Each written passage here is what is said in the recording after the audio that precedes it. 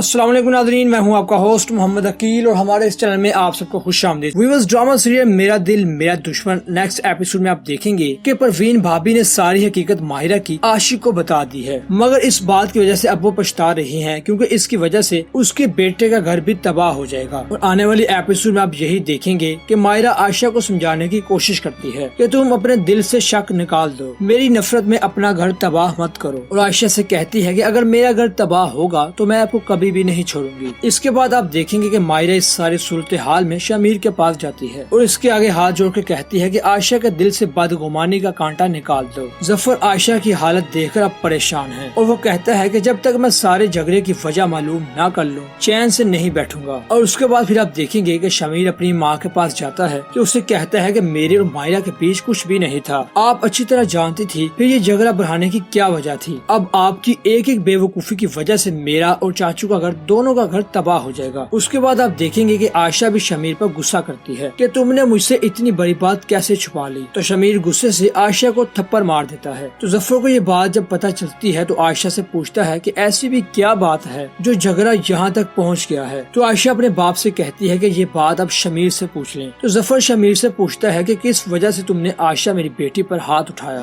اور اتنی دیر میں پیچھے سے پروین بھابی بھی آ جاتی ہیں اور وہ کوشش کرتی ہے کہ شمیر ظفر کو کچھ بھی نہ بتائے، مگر شمیر اپنے چاچو کو اب ساری سچائی بتا دیتا ہے، جس کے بعد اب ظفر غصے میں آ جاتا ہے اور پستول نکال کر ماہرہ کے اوپر تان دیتا ہے، اور شمیر اپنے چاچو کو سنبھالنے کی کوشش کرتا ہے، مگر ظفر اب کوئی بھی بات نہیں سنتا اور ماہرہ پر تشدد کرتا ہے، اور اس کے بعد ہو سکتا ہے کہ شمیر عائشہ کو طلاق دے دے، اور اس طرح پروین بھابی اپنے ہی ہاتھوں سے اپنی اولاد کی خوشیاں چھین لے گی۔ اور جب یہ بات خالد کو پتہ چلے گی تو وہ تو پہلے ہی پروین سے تنگ آ چکا ہے، اس لیے وہ اسے گھر سے دھکے دے کر نکال دے گا اور اسے طلاق دے دے گا، اور اس واقعے کے بعد ظفر بھی ماہرہ کو چھوڑ دے گا، اور ڈرامے کے اینڈ میں ماہرہ اور شمیر کی شادی ہوتی ہوئی دکھائی جا سکتی ہے۔ اپنی رائے کا اظہار کمنٹس باکس میں ضرور دیتے چلیے گا۔ اسی کے ساتھ ہمیں دیجیے اجازت، اپنا خیال رکھیے گا، پھر ملتے ہیں ایک اچھی اور نئی ویڈیو کے ساتھ۔ اللہ حافظ۔